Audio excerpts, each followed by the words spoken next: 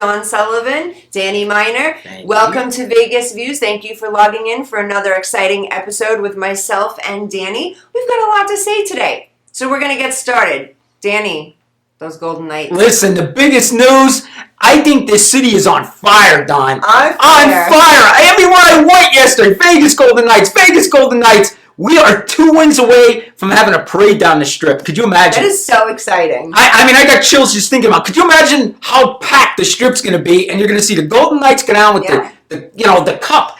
And it only took them 6 years to get there. I mean, that would be... Cool. I mean, it's unheard of. It's so great for the city. You got the Aces won the championship. Now you got the Knights might win the championship. It's great for the city, though. Yeah. I mean, did you ever go to a game? I did. I've been to a couple of games. Yeah, I love the Golden. Even if you don't like hockey, you get there, the excitement just builds you in, and you become a fan. Absolutely. The minute you walk into that stadium, I mean, that facility, you become a fan. It's electrifying. It really is. The energy. Some of those girls are actually my talent. My really? Cheerleaders. Yes. Okay. Old models, new models. Yeah, that work there.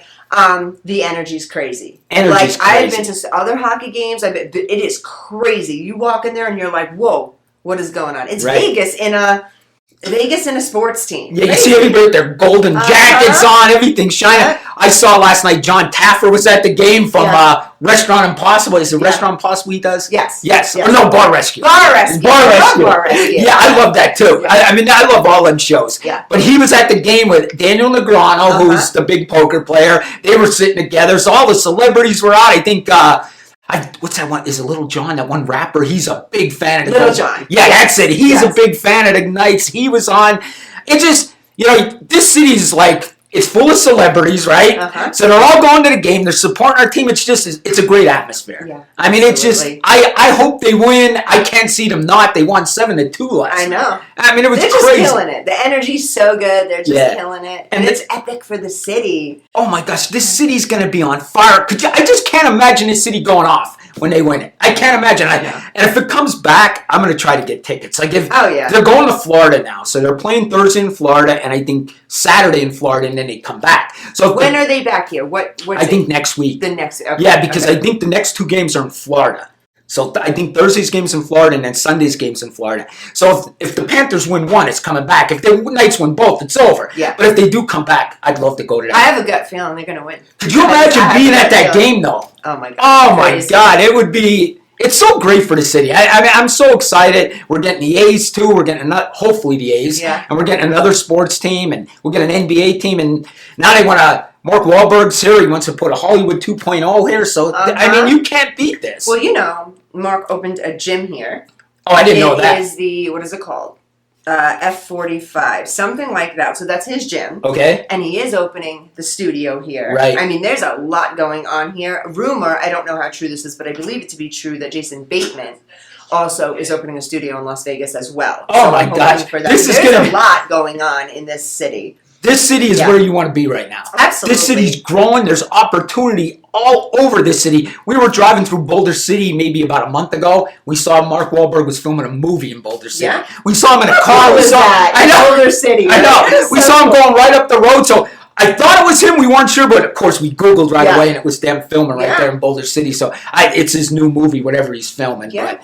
But so many rumors, like we spoke about crime on some of our past episodes, though. People are getting out of Los Angeles because of the crime. Yes. Economically, it does make more sense to be in Las Vegas. Yes. Which is a little bit scary for us because our prices are getting higher and higher because they're all moving here, which is cool. But we welcome you, LA. Come in, because they're all moving from LA to Las Vegas, and it's so common. Guys, we're going to take a commercial break. Come back. We have so much today, so many exciting things we're going to talk about in the show, so many new announcements.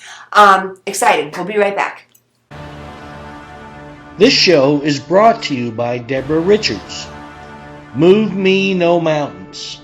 Now available at Amazon Prime.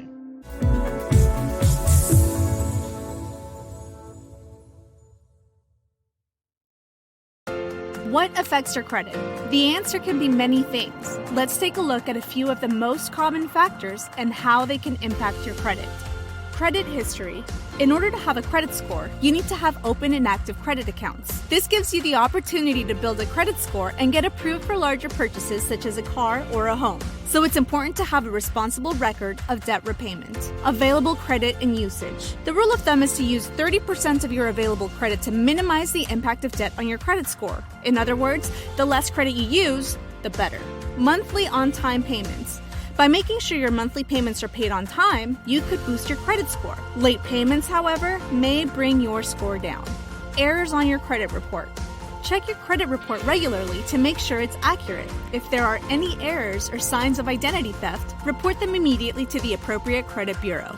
Applications for credit. If you're applying for credit, filling out several applications in a short amount of time may hurt your credit score.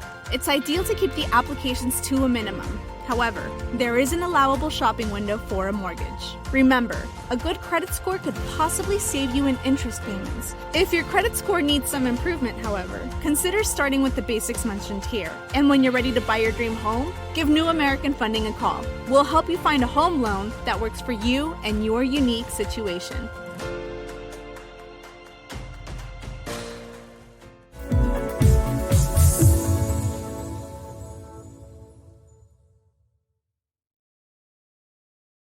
Have you ever dreamed of sharing your views and knowledge with the world?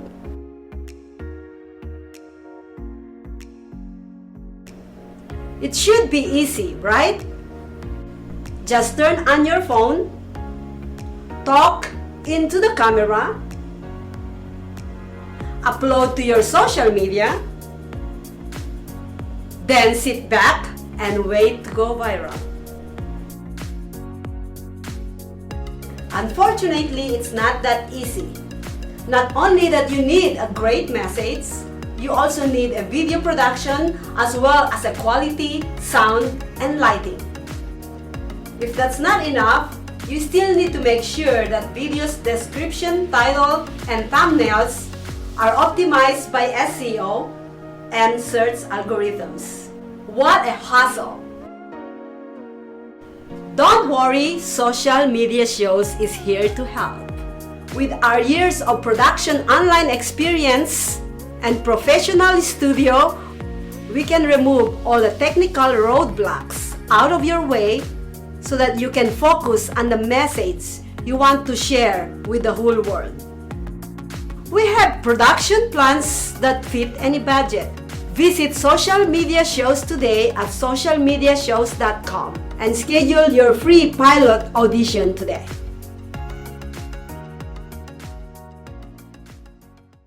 Welcome back to Vegas Views.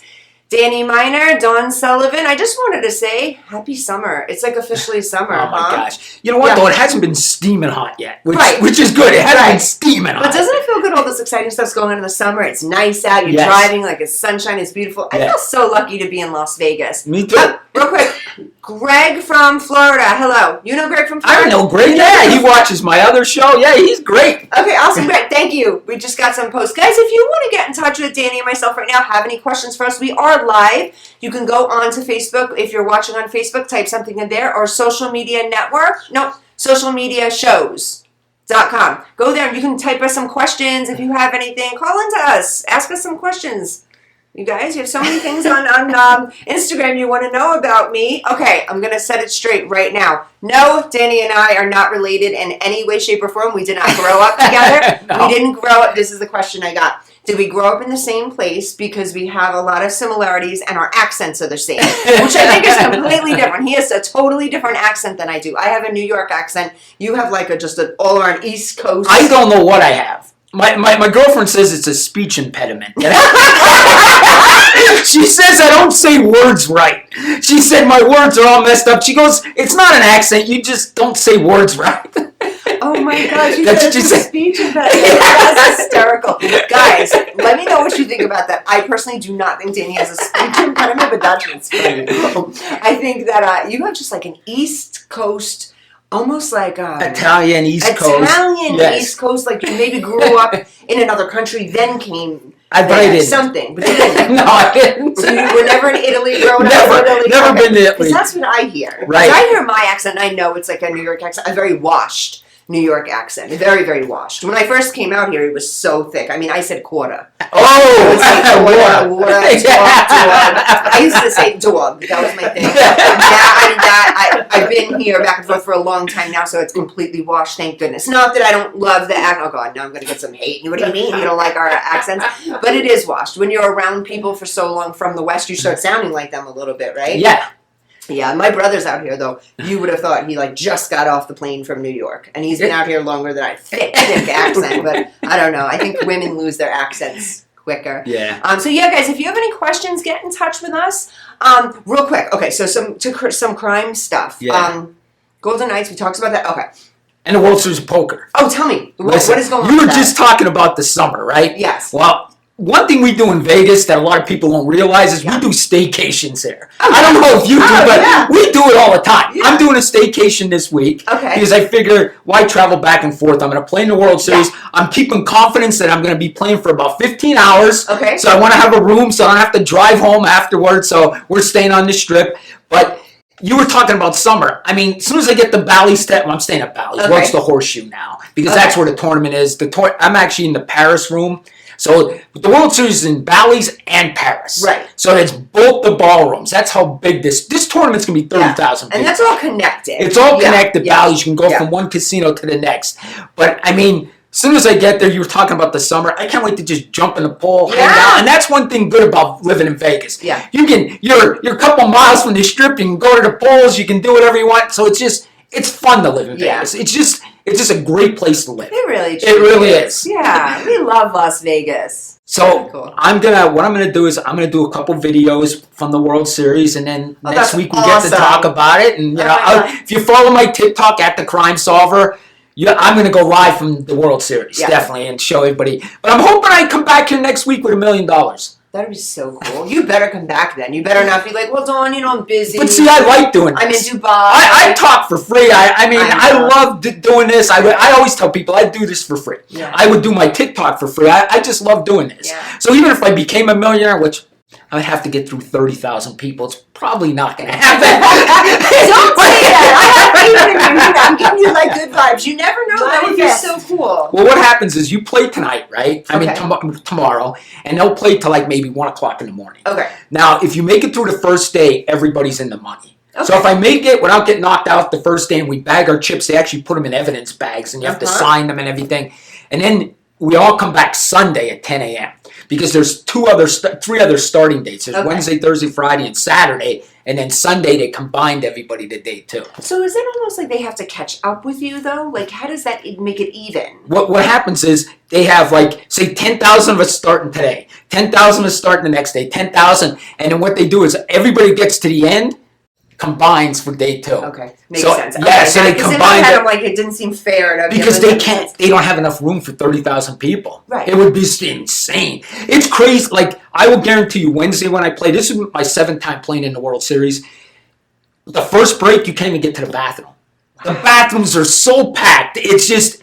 Have you ever been there for the World Series? It's insane. I haven't. Oh my God, it's insane. It's just rooms and rooms of poker tables. I mean, it's crazy, but it's so much fun. Yeah. Especially if you're a gambler. And it's probably just very, even though it's serious stuff, it's lighthearted though. People are friendly, they're getting along. Oh, it's not yes. Okay. I've been playing poker for 20 years. I've seen people argue a little bit, but I never seen it get physical. Thank God, I've never seen it get physical. So let me ask you, your mood, let's say whatever. Do you get down? Are you? Because you're so high energy. You're so loud, so cool. I love this. Listen, I'm my favorite thing.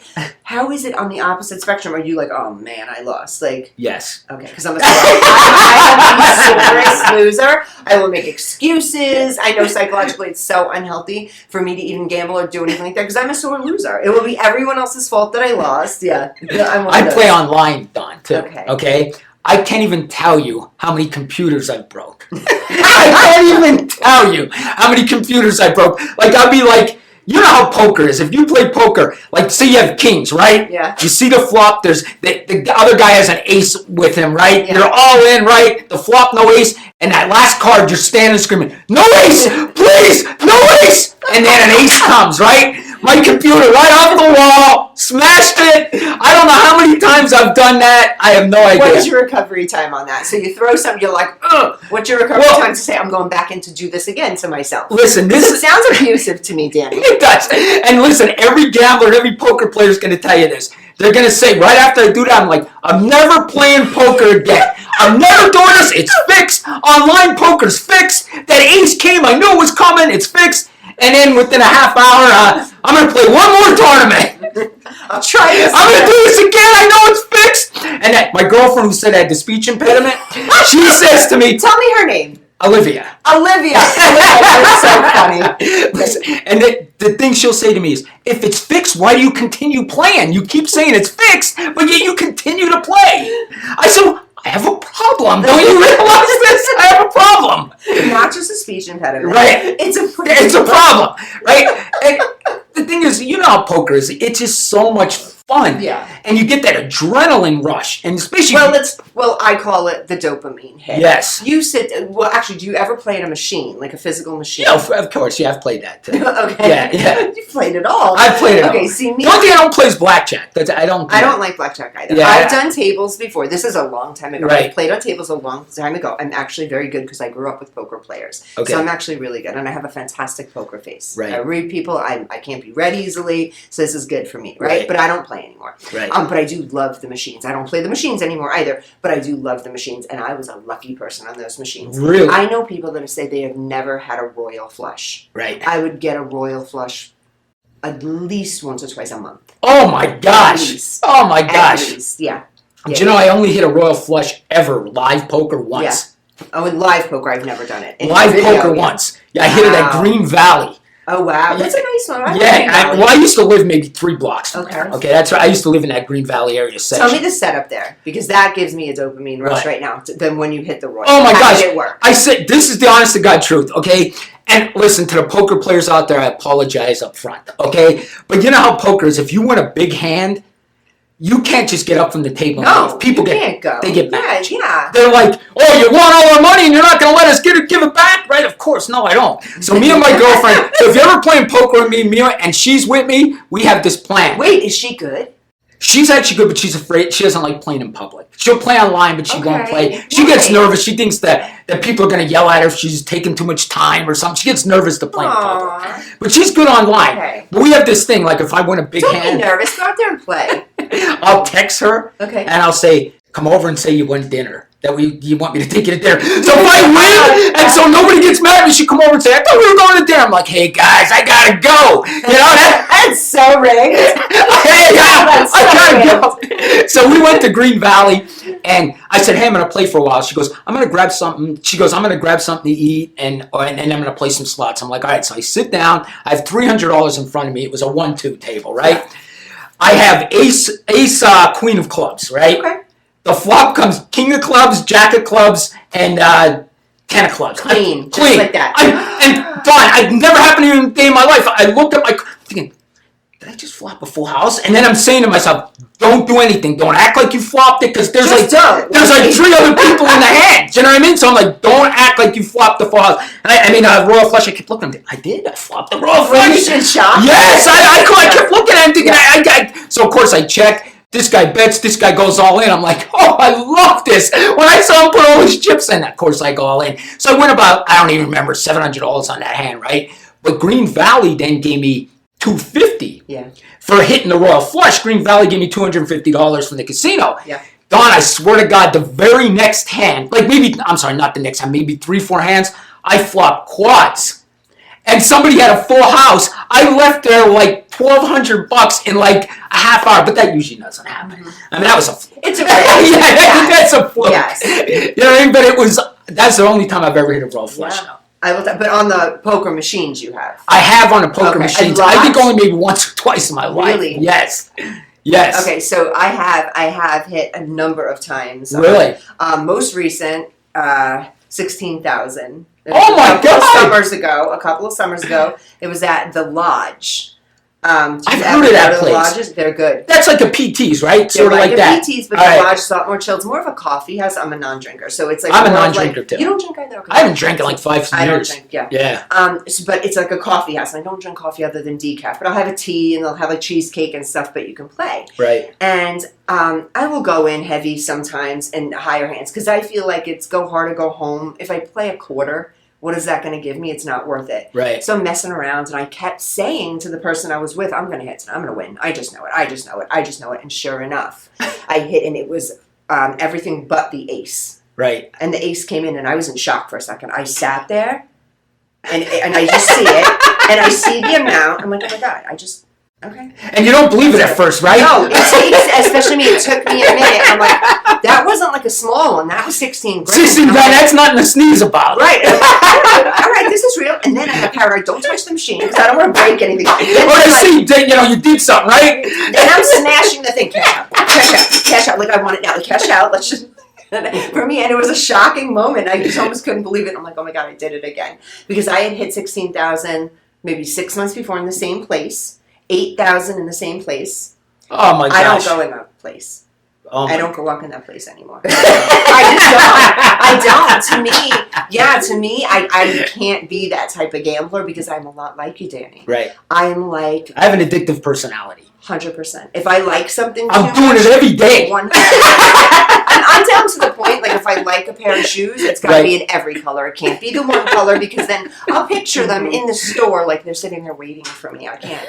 If I like something, it's too much. Whether it's anything, so I don't. I stay away from everything that can be that way. So I give you credit that you can actually gamble and maintain your life on it. Right. I can't do that. You know what? It's really weird because, as you see, I have so much energy. Like if you were sitting with me in a room where we weren't talking to the camera, I'm up and down. I can't sit still. I can't sit for 5 minutes. But it's really weird when I play poker. I can. You're calm. It's so weird. I know. I'm the same way. I'm the same. I have Danny energy. I'm always doing something moving. I can't stay still myself. Right. But when I would play, it would be like blinders to everyone else and everything else because it's you're getting that dopamine rush the whole time. Like, I'm gonna win. It's up. It's down. Oh shit! It's down. Oh, it's up. It's down. And that's good for brains like ours. Oh yeah. It keeps us stabilized. Yes. And I would play on my phone sometimes, but not for money, just for practice. But for hours, I could sit there. Hours. So I'm almost like a child. You want to shut me up, hand me a little poker game, I'll be quiet. But if not, I'm all over the place. Yeah, but that's a dopamine rush. Absolutely. Listen, we are in Vegas, and we got talking gambling is just the way it is. It is. I'll tell you one thing that you'll be shocked. I actually won a cruise playing poker. Get out of here, really? Online. That's so cool. There was this new poker site that was coming out online, and their first tournament they ran to promote their site, it was free to get in. They just were promoting their site, and the top 4 people got a 9-day cruise to Jamaica, Haiti, Mexico, on Royal Caribbean, Oasis of the Sea. So the top 4. So I go in this tournament, and I'm telling you, you'll end up liking my girlfriend because she brings me down. Like if I think I'm up here, she'll knock me right here. She don't let me get too high. She knocks me right down. So she was at work. She was a cop too. Yeah. So I text her at work. I said, "Hey, I'm playing in this tournament. Maybe we'll win a cruise." And she's like, "Yeah, okay." You know, she texts just like the World Series. She doesn't expect much, right? She texts me back, "Yeah, okay." So we start playing. It gets down to 100 people left, and I'm like, "Hey, I'm still in this." There's 100. She goes, "Tell me when there's 5 people left." Right? She goes, "Oh, she's like, so then I text her. I'm like, "Yo, I'm at the final table." I text her, and she's like, "Now I'm getting excited." She texts me back. She goes, "Don't do any of your dumb moves," she said. You know what I mean? Don't go on tilt and do something stupid. I have to ask, the way that she talks, is she from the East? Yeah, she's from the East Coast. Yeah. Okay. She's from Stroudsburg area, Wallenpauck. Because she's blunt. You were at Poconos. Yeah, of course. That's where she's from, Poconos. Yeah. And so anyway, it got down to 5 of us. So the top 4 of us go on a cruise. They're giving a cruise to the top 4. I didn't play a hand. I shut my computer off. I thought, let these idiots knock each other out. I'm just going to sit here and win a cruise. And my daughter was sitting in the kitchen. I saw this guy go all in, this other guy go all in. I said to my daughter, "Oh my God, I'm so close. I got chills right now." I ran all over him. You know my energy. I ran outside. I ran all over. I was on my table. I just want a cruise for 2. And then my girlfriend tells me, she's like, "You got scammed." I'm like, "I didn't get scammed. She didn't believe I won it. She didn't believe I won it." But then the next day they contacted me and I won. And you won. 9-day cruise, paid for everything. It was so awesome. It was totally awesome. We had the lifetime. It was fun for free. Winning this cruise was crazy. I'm sitting here thinking, like, is it like Void Gaming or one of these gaming companies needs to like pick us up because we just marketed it. So now most people that come here are going to be like, oh my God, I watched this like little Vegas show and Danny and Dawn, they're winning a ton of money and cruises. It's not always like that, guys. No. Seriously, like when you lose, you lose. And would you say that the casino always wins? Oh God, yeah. Yeah. Oh, well, I mean, the casino's not in it to lose money. What about machines, though? If played right, the machines, do you think you can, like, totally hustle a machine? I don't. I do. I think I could out-hustle, like, the tourists on the strip, though. Like, I'm playing poker, I think if you have the brain capacity to stop, which most people that gamble don't. Right. We're gamblers. We don't have the capacity to say, okay, that's enough. If you're up, you still go back in, right? I've got to see. And so even for me, when I hit a royal a number of times, I'm still like, oh, I won. But there's more. Really, is there more? Right. I just hit the biggest thing I can. But then again, there's twos and aces that I can win. Do you know what I mean? Yeah. There's something else. So in our brains, there's always something else that you can win. And that's, I think, the hard part. But I think you can hustle the machines. If you win, you're up, and you can say, no, I'm going to walk away. Oh, yeah. If you walk away, I agree with you. Absolutely. I can't do that, though. Yeah. That's why I don't gamble. That's why I don't gamble, because I know me and I know that it would be an all or nothing. Like, right. Oh, I only live once. Like, all your values and morals and everything smart goes out the window when you're gambling, right? And here's if I win $100, say I win $100 on a slot machine, this is what I say to myself to justify. Did I come here to win $100? Right? I wouldn't win more than $100. I didn't come here to win $100. Well, that's what it is. That's the mentality. Even if you win 1,000, you're like, "Oh, that's great. I won $1,000." But I mean, there's so much more money in this machine waiting to give me. I'm not okay with that. There's so much more. Yes. I can use more. And we agree with think you. we're going to win every time. You ever have that whole thing like, no, I'm going to win. I know it. Yes. I'm going to win. Yes. No, it's me today. I'm the chosen one. Oh, yeah. Oh, yeah. Oh, yeah. And then it comes right down. And one last we told all winning gambling stories. Uh-huh. Let me tell you a losing one. Okay, last year. I got to just ask real quick. Go Are ahead. you superstitious? Yes. Oh, me too. Yes, I Oh, do. my I do God. different things in the morning before yeah. I go. Yep. I will do all kind What of about weird clothing? things. Will you wear specific No, but I always wear a necklace. I always wear like something like I think it brings me luck. I wear my dad's dog tags from the service. Yeah. Like I have it on right now. I do everything just for luck. Okay. And my dad, all right, I got to tell you this story. All right, if the statute of limitations are up, so all right. my dad. I love when you say that. My dad. Listen, I grew up in an Italian family. On the East Coast, all right? And I think I told you last week, Sundays was my dad calling his bookie and everything. So my dad was a big horse, he bet on horses. We'd go to Monticello, New York, we'd drive up there, we'd bet on horses every single weekend. My dad got a tip. Honestly, this is what he said. He said, the Mafia is going to fix this race in Monticello, New York. The Mafia is going to fix it in this horse that was supposed to come in dead last, and the horse's name was Rocco. Was going to win the race. Okay, so this Rocco horse was going to be fixed that the bottom horse was going to win it. The Mafia had it fixed. Okay. My dad at this point, so you guys don't know, that means the odds, no one's going to bet on Rocco. Yes. Because he's dead last. He's dead last. To do anything. Rocco's like an 1,000-to-1 horse. Yeah. Okay? Hasn't won a race. Yeah. They're predicting him to come in dead last. No one's going to put money on Rocco. So my dad tells he's got this inside scoop. The Mafia's going to fix this horse race. And the East Coast, back in the 80s, it was all Mafia out there in the East Coast, right? Yeah. So my dad got this thing that the horse is going to be fixed. Gets all his buddies, my brother-in-law, they all get their money. They put all this money in the horse. The horse comes in dead last. Dead last! Right? From that day forward, my dad's name was Rocco. They nicknamed my dad Rocco. And instead of Danny, they called him Rocco. Everywhere he went, it was Rocco. That is such a cool So I bought like a shirt and a hat. I have a one-time Rocco shirt that I wear. I wear one time because from my dad. Because my dad deceased. Huh? Yeah, my dad died. Yeah, but he was not like me at all. He's a very quiet person. Yeah. But he was, he did his gambling. I mean, I had no choice but to gamble. Okay. I grew up in that family. I believe you. That's not even an excuse. You had no choice. You were born into gambling. I was born into gambling. My dad horse race and all that. That's what Italians do. We eat and we gamble and you curse don't have to tell me. My entire family grew up till this day on Facebook and Instagram, and I check my whole family, everybody that's back in New York, for all holidays. They're all at Belmont Raceway. I don't know if you know Belmont. I do remember that, yes. Belmont. They're all still there. They're doing, everyone gambles. It's like a thing. It's a culture we grew up in. I grew in the same exact culture as. Right. Same exact horse culture. Racing on the weekends, gambling. It was just...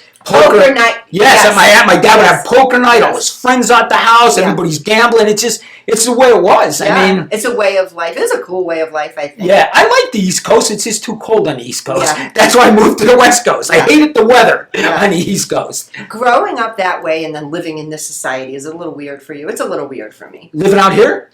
Not living out here. Just the way the society has changed so much from the way we were raised. Oh my gosh! Do you feel like in a way you were born into a bunch of straight shooters? People are straight shooters. They tell you how it is. There's no, you don't get offended easily. No.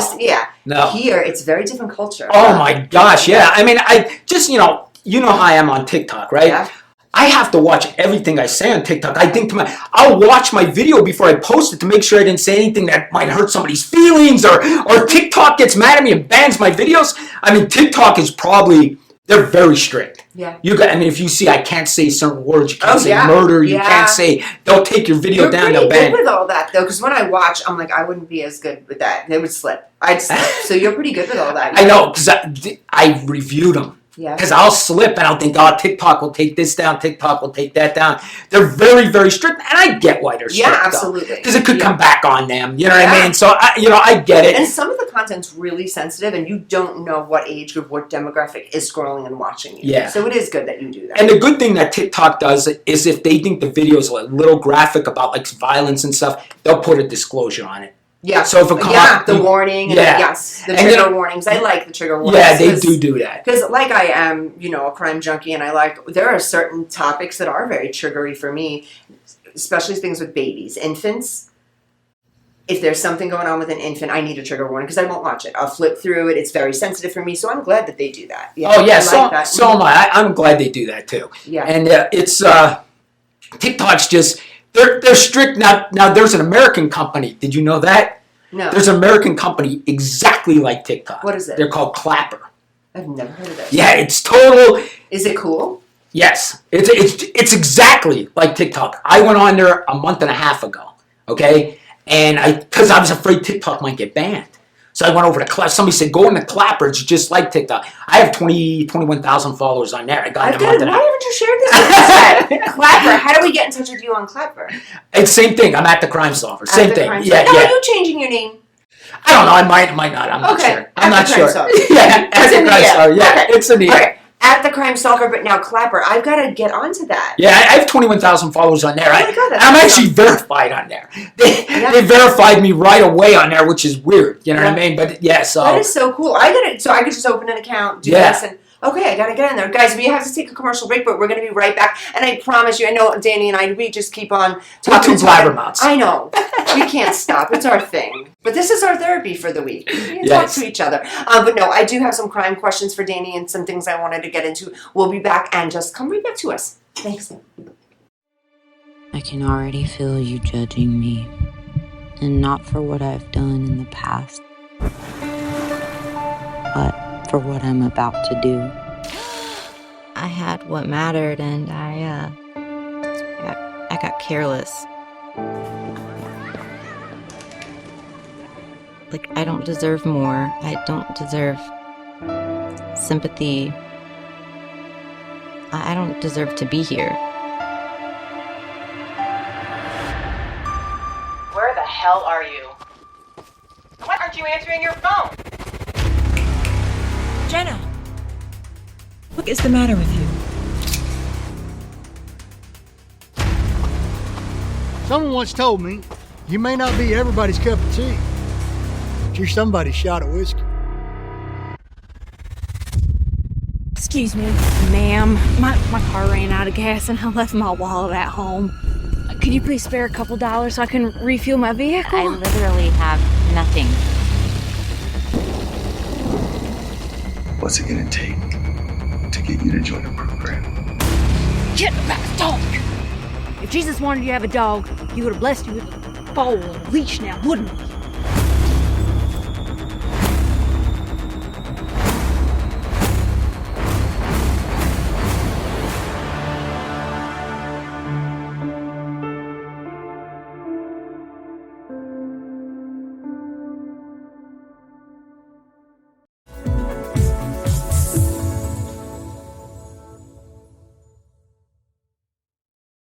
Shopping for a new home is an exciting time, and the mortgage process just got easier.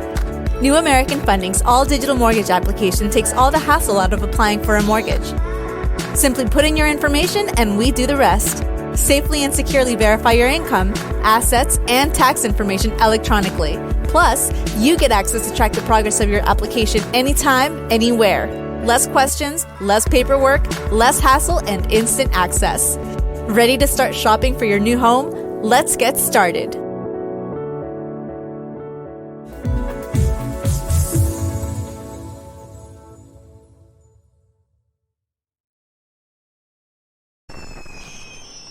Traditional TV is going away.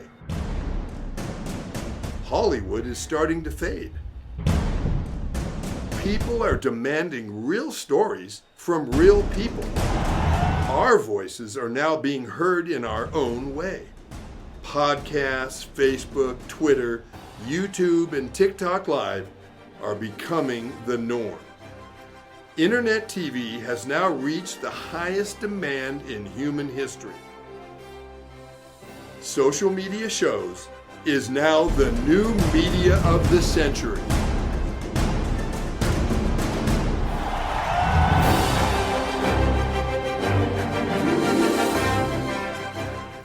Thank you guys for coming back, staying with us today. Dawn Sullivan, Danny Miner. We are going to get into some crime now. We just were talking a little bit about everything and anything you can think of before, but now we got to get into crime. So Danny, I do have a question for you. Yeah. Okay, so this is a family member of mine, somebody very, very close to me. This is an old case and an old story, and I just need your opinion on it. Sure. Okay, so it has not pretty much been brought to light, but this is down in Virginia. So we have a young lady who was born and raised in Mineola, New York. Okay, family member of mine.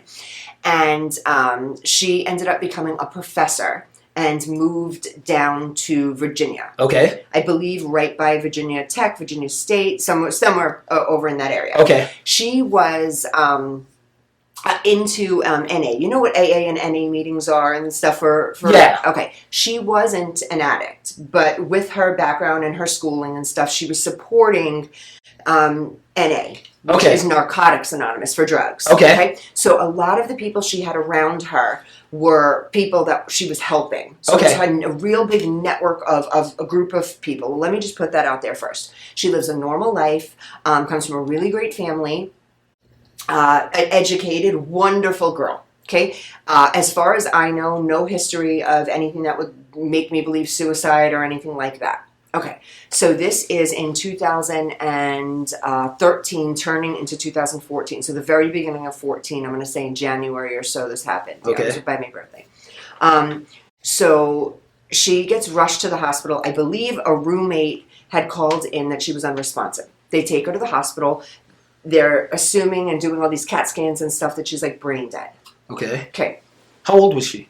At the time, I'm going to say, I don't want to mess this up, 32. But she was young. She wasn't. She was a baby. She was 32. My gosh. 32-year-old, professor, educated, wonderful person. Oh my gosh. Had a lot of friends. Did spend time with a lot of addicts, helping them. She ran a lot of programs from NA in Virginia to New York, back and forth. She was just a socialite, had a lot of friends. Non-drinker, non-drug user, completely clean person. Right. Was helping people. Super educated girl. Super sweet. So she ends up in the hospital in Virginia. At the time, her mother and father were there at the hospital. Her older sister, I believe, was in New York at the time or somewhere, trying to get down there. And they kept saying that it was something like her brain was shutting down. And in the house, they found a note on how to take care of her cat. And her cat had diabetes, so there was insulin around. So from what we caught from the story, there were needle marks in her stomach. Now, I don't know facts. I don't know how much of this is just hearsay or the information I'm giving you is accurate. But the police and the hospital were saying that the reaction she was having to almost like, it was almost like this, if it was insulin being put in her body, shut her brain down completely. Huh. So she was brain dead. Oh my gosh. Ends up literally like brain dead. Her body functions were working. She was sitting up at her eye. She wasn't there. Oh my gosh. Okay. So there was some stuff going on where there were possibly other people living in the house. As far as I know, bank accounts were fine. She wasn't robbed, anything like that. But she was around some pretty, I hate to say this, but pretty seedy people. Okay. On the, from the NA and stuff, people that were still on drugs. And she was, like I said, she was helping all these people. She ended up passing away. Okay. They ended up saying it was a suicide. Because she left that note. Because she left that note. Her biological sister has a FaceTime with her days before. She just bought equipment to go in some little band. She was planning on vacation from work. She was literally going on a vacation. Her life was like happy. There were smiles. Zero indication of this young lady committing suicide. None. In my heart of all hearts, I know her my whole life. She did not commit suicide. Okay. There's no possible way. Now, they never wanted to bring everything to light because out of respect for the parents of the girl, her mother and father were like, you know what, whatever the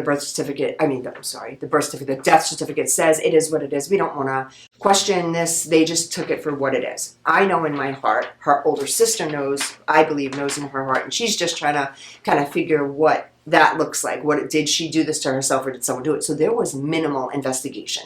She died. The police pretty much were like, a suicide. She did it to herself because there were injection marks over here. But there are so many other things leading up to she didn't kill herself. Right. I don't know if there was other maybe motive or there was other money that nobody knew about that she was hiding that someone could have taken from her. Weren't even really questioned the people that found her and living in the house. It was pretty much, this happened, she's dead, we're moving on with life. You know what? I've seen this before, Don. Okay. Yeah, my buddies that I was a cop with, back in Pennsylvania, his sister, he believes was murdered. Okay. But it's same thing, suicide. Yeah. They believe her husband was a doctor. Okay. Okay, and they believe that he poisoned her. Okay, this has been going on for 20 years, he believes this. And the same thing, the coroner shows up, he says it was a suicide, boom, that's it, and the case closed. Yeah. Because I don't know if a lot of people understand this. The cops or the DA does not make the determination if it's suspicious. The coroner does. The coroner decides if it's a homicide or not. So wait a second. So this young lady, her body is left to the coroner. They would be the They ones make to the say, decision. That's kind of unfortunate, though, isn't it? Because wouldn't it be the cops if they know things that maybe the coroner doesn't? Well, what the coroner does is he gets info from the cops. So he'll get the info from the cops. He'll get the info from some of the witnesses. We'll give him all that. And he makes a determination on that. But, I think a lot of times, especially if there's a note, people just, there's a note. You know what I mean? Now, did she say in the note she was going to commit suicide or no? It was because she had told her older sister that she was going on vacation. Oh, that's what the note was. Yeah, so the note was, this is how you give her little cat its insulin because the cat was diabetic. Right. Now, she was not diabetic, but they said there was something. Oh, she had insulin injected in her? Oh, my gosh. How could they? And another thing, the insulin was gone and there was no needle. There was murder. It had to be homicide, it had to correct? be, without a doubt. Yeah. Yeah, I mean, I don't want to bring too much light to this because, the sister now is a huge part of my life. Huge. I love you very much. Right. And she doesn't want to bring too much light. Her mother, so the mother of the girl that I believe has been murdered, there's supposed suicide. The mom had just recently passed within a year or so. Right. So now the sister is kind of like, I can maybe look into this and see what's going on now because How she didn't long want ago to was offend this? her mother. This is in 2014. Okay. The first month of 2014 this happened. Yeah. So the mom the whole time, the biological mom of the daughter, didn't want to open this up. She was like, you know what, it is what it is, and I understand. It's heart-wrenching. Your daughter dies. However it happened, it's like, But now for her sister, there's got to be that curiosity and that wonder. And for me, there's that curiosity and that wonder. This girl didn't kill herself. I know her whole life. She did not commit suicide. This is not the type of kid that would have committed suicide. She was beautiful, fun, happy. I mean, worked with people, helped people, lived her whole life to help people. Right. She's a spectacular human being. Right. And I believe she was also a little bit, she was kind of like us. I think she was like loud. She was loud. She'll tell you how it is and fun and can morph into anyone. She's kind of like has our personality. Right. If she were to do something like that, I don't think she'd go out that way. Right. I don't think she would quietly go out. I think she'd be like, I'm killing myself and I'm going to make a scene. Right. You know. And say, leave a note explaining everything probably. Yeah. You know what I mean? I tell you what. So this is kind of common where the police will just say, if the coroner says suicide, they just hop on the suicide bandwagon. They can't. Once the coroner closes the case, it's closed until the coroner makes that determination. That's why that. And here's the thing: coroners are elected officials. It doesn't mean that they're the best. Yeah. Do you know what I mean? That always worries me. Yeah. I mean, they're elected officials. I mean, I don't know. I think there should be. I think we miss stuff. I really do. Absolutely. I think you're having one man determine that. I don't know. I think, is it worth opening back up? Everything always is. Yeah, and just I'm just giving you my thoughts as a detective. When you were saying that, I was already thinking somebody that you worked with at NA. Of course, I'm thinking. That's where I go. Because you're thinking, listen. I said this before. Being a cop, I know addiction is real. Yeah. And people, they once they're on, it's hard for them to get off. I feel Absolutely. for people, but they also do stuff for that drugs when they need it. You know what I mean? I believe that people are different. They're not the same human beings. So if you think you know someone and then there are drugs at play, I think it changes around everything and anything is possible. I agree because they're so different because drugs can overrule someone's emotions, morals, anything. Yeah. Yeah. And there wouldn't be one person or anything that there's an idea of or anything like that. But how do you suggest that she goes now and even starts to open this up? Because it's from New York to Virginia. Right. She's in New York, Virginia. The best thing would be to do is I would contact the PD first. Okay. Say whoever that now the investigator might be gone. Right. Which is a good thing. Let me tell you what, that's a good thing. The good thing is you want to get a younger detective in there that has like, hey, I'm going to make a name for myself. Could you imagine? Tenacity. Yes. We talked about this. Okay. Yes. So that's always a good thing. So guys, if you're out there listening, you have a case and you feel like it may want to be opened up, like Danny said, go ahead and go for the younger people. Yes, right? yes. That's almost like I hate to say that, but it's like any job. An older detective's like, he's not so excited anymore. He's thinking, I'm getting close to my end of my career. Yeah. Where the younger guy's like, boy, if I solve something like this, it could spring rocket. Not to get too off topic with it too, but I believe that in so many different occupations too, because I had a health thing go on in 2016 with my heart, and the person that literally saved my life was in their 30s. Where I feel like someone in their 60s or 50s or whatever would have been like, oh, just, it's another young person. And this person was like, no. Right. And they were really doing their job. They just came off their book. You know what I mean? Right, They just came off their learning and now they're in their internship and they saved me. So I do believe in that too. Younger people, that they care more. They want to make a name for themselves. They want to build, They're aggressive. Yeah. And Don, I'll tell you that, and I just give you an example. The day I knew it was time for me to retire, I was in charge of our detective division. So I was in charge of all of us. And listen, I'm not bragging. We were a small PD. We were only 150 guys, so it wasn't this big detective division. But one of my officers, at the end of the shift, I'm sitting at my desk, and one of my officers came in and says, hey, Sarge, I just made this big arrest. I pulled this guy over. He had guns in the car. He had drugs in the car. And instead of me saying, oh my God, you did so good, I looked at this evidence on the floor and was thinking, I wanted to go home. Now I got to log all this evidence. And I knew. Yes, I knew it's time for me to go because I wasn't excited. I looked at this like, oh my God, why'd you do this? I want to go home. Yeah. You know what I mean? And at that point, I realized, maybe it's time for me to go. I love that. Because that's with any industry. Yes. Myself too, like, I have all my models and my actors. I'm a talent agent. I have all my models and actors, and sometimes I'm with them and my passion's still there. And I'm like up and I'm yelling and come on. And I'm like, and I think to myself, this is why. Because I still love this stuff. I'm still in it. When I stop caring, I'm going to stop. When I stop caring, I'm going to stop. So that was so cool of you. You knew it was. I knew it. I looked at that I got to get out of this. It's good because some people stay around in industries and then they're not their best selves and they don't, so that's really cool. I mean, I was doing it so long, it just started getting like, But I'll be honest with you, now that I'm gone, there's times that I think, God, You know, if I could step back in now. Because right? you know what, Don, I'm still young, you know what I mean? And I have all this knowledge, you know, and it's like going to waste, honest to God. So that's why I started TikTok, because if you notice my TikTok, people ask me questions, I answer all their questions, and my followers love me because I answer their questions, you know what I mean? Especially like, I have followers, I have 20,000 people from the UK, I have about 10,000 from Ireland that follow me, and they love American law because it's so different.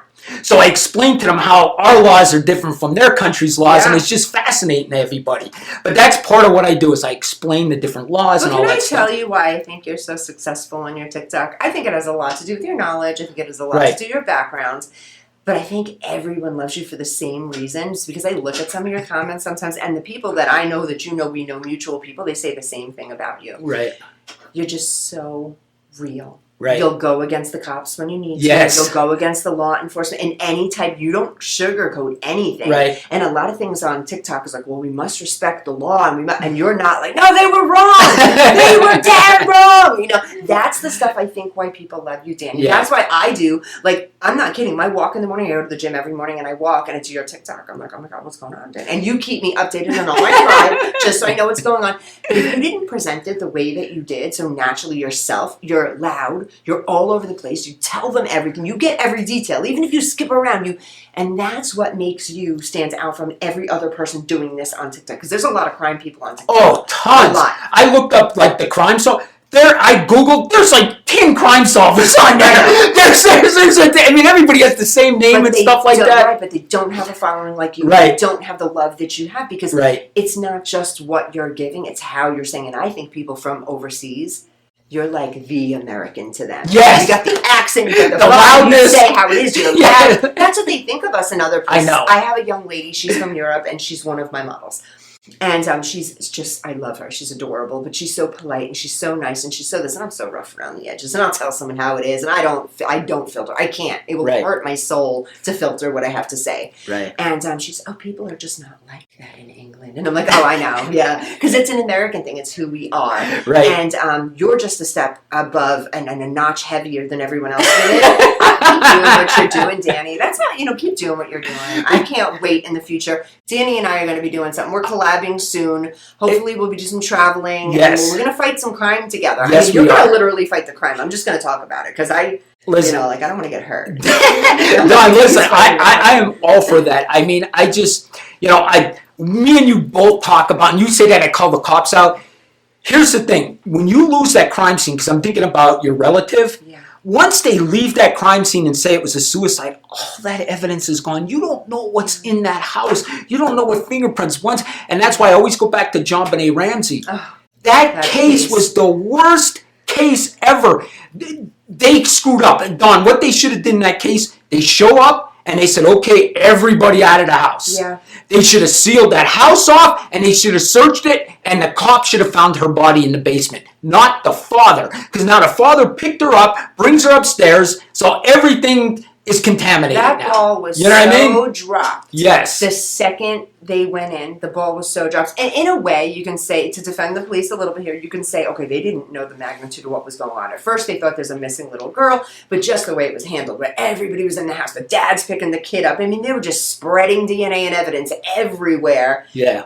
And nobody had that's the thing. And this, I'm going to be honest with you. Cops get intimidated by rich people, and I think they got there. And these people had money, okay? And they didn't want to order them out of their house or anything like that. And I think they were intimidated by them. Which is so ridiculous. To me, that is But cops are. ridiculous. I know cops will, they'll be like, oh, this person's rich. We got to watch what we do with them, or this person's important. We got to watch what we do with them. Because somebody will get sued, or something will happen, or there's more authority with somebody that has more money. Absolutely. It's the way So they didn't want to, order them out of their house, but that's what they should have done. Yeah. Because they treated them different because they were rich. Yep. That case is not I agree solved. with you 100%. There are a couple of cases like that, too. Yes. There are a few cases. I've got to ask you one thing. Okay, so I don't know if you know anything about this, but I have been on this for the last few days. I forgot the first day that it aired.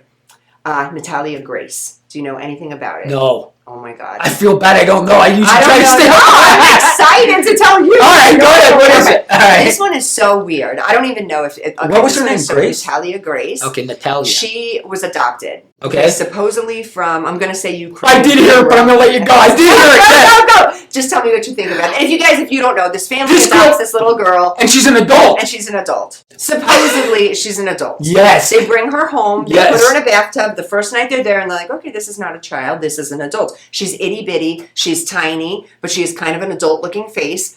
They made a movie like that. Yeah. There was an actual horror movie like that. But there's so much going on. But with the true story from Natalia Grace or something? No, this was a story before this story came out. I forget what it's called, like adoption or something like that. I want to see that. But they adopted this girl that was really an adult. Yeah. But she was acting like a 9-year-old child. Did you watch any of it?